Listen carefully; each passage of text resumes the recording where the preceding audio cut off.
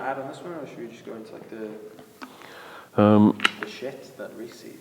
Yeah, we're going to the shit.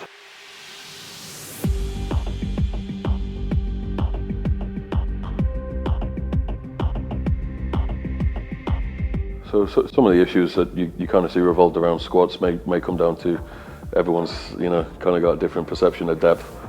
Depth in powerlifting, your hip crease passes your knee line in a parallel plane. So regardless of what people think depth is, that is the definition. So if someone's really struggling with depth, the easiest way to get them to hit depth is strip the weight back on the bar, set up a box literally just below parallel. You squat to that, don't come back up until you feel that box. So you can't cheat it. If the box is there, you have to touch it.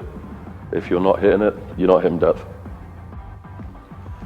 One of the worst cues, I think, it works for some people, but you definitely can't tar everyone with this because everyone's build's different. Everyone has different mechanics within their body. You'll always hear eyes up, chest up on a squat.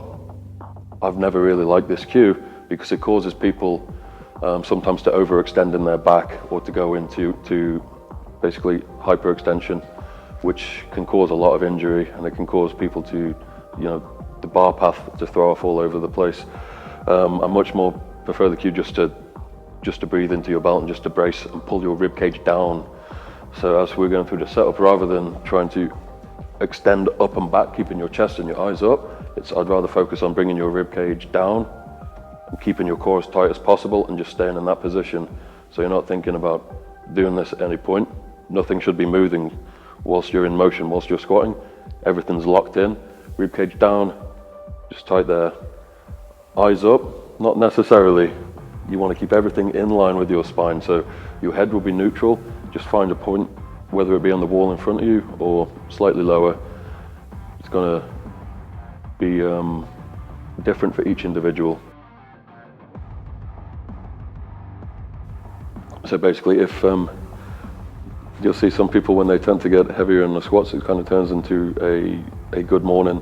So basically, they have a weak core because they can't hold that stable position. If everything tends to fold over, or simply enough, they don't have the quad strength to stay in that position. The hips will fire up, the knees shoot back. You're basically relying on your lower back strength. It's not a deadlift, it's a squat. So really, you want to be strengthening up your quads and your core. So we're talking about accessory movements. Perfect example, high bar pull squat. Throw your belt away for 6 weeks and check your ego. So you don't really need to be lifting super maximal weight, but if you build up week by week with decent technique, you go back to your regular squat technique, guaranteed you're going to have better results. So when we're talking about squat shoes, it does come down to preference. People with limited ankle mobility will probably benefit more from a heeled shoe, so they can get more knee travel and stay in a better position. If you can stay in a decent position, I'd encourage you to use flats. Personally, anything high bar where I'm trying to use my quads more, or front squats, I will use the heel shoe, and I would recommend that. But definitely with wrist wraps, you just tend to, as the weights get heavier, it's putting more and more pressure through your wrist. So as we get to about 30-40%, you kind of throw in some wrist wraps, that'll alleviate a bit of tension going through your arms.